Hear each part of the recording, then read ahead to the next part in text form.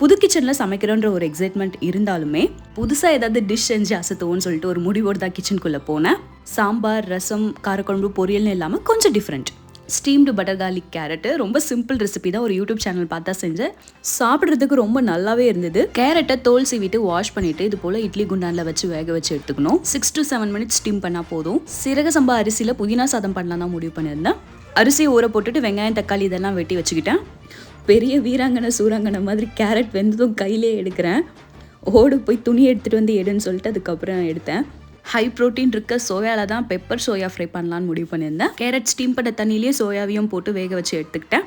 Steamed butter garlic கேரட்க்கு பட்டரை வெட்டி போட்டுக்கிட்டேன். சாப் பண்ணி வச்சுருக்க பூண்டு, கொஞ்சம் சில்லி ஃப்ளேக்ஸ், லைட்டாக வதக்கிக்கிட்டு தேவையான அளவு உப்பு சேர்த்துட்டு கேரட்டை சேர்த்துட்டு நல்லா மிக்ஸ் பண்ணிவிட்டு கொத்தமல்லியை தூவி அடுப்பு ஆஃப் பண்ணிடுங்க. அவ்வளோதான், ரெடி. ஒரு மாதிரி சட்டுலாம் நல்லா இருந்துச்சு சாப்பிடவே.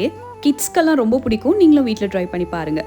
அப்புறம் புதினா ரைஸ் ஒரு பக்கம் ரெடி பண்ணிக்கிட்டேன். இன்னொரு பக்கம் சோயா பெப்பர் ஃப்ரையும் ரெடி ஆகிடுச்சு. இதோட ரெசிபிலாம் இன்னொரு வீடியோவில் நான் அப்லோட் பண்ணுறேன் கண்டிப்பாக. எனக்கு இந்த காம்பினேஷன் ரொம்ப பிடிச்சிருந்தது. அன்றைக்கி லஞ்ச் பிளேட் பார்க்கவே கொஞ்சம் டிஃப்ரெண்ட்டாக இருந்தது. நான் குக் பண்ணது நம்ம வீட்லேயும் எல்லாருக்குமே ரொம்ப பிடிச்சிருந்தது. கண்டிப்பாக நீங்களும் ஒரு நாள் இந்த காம்பினேஷன் ட்ரை பண்ணி பாருங்கள், நல்லாயிருக்கும். புதினா ரைஸுமே அவ்வளோ பர்ஃபெக்டாக எனக்கு வந்தது. அம்மா எல்லாருக்கும் சர்வ் பண்ணாங்க. ரொம்பவே சூப்பராக சாப்பிட்டு முடிச்சிட்டோம். நெக்ஸ்ட் மினி விலாகில் பார்க்கலாம். டுடே பாய்.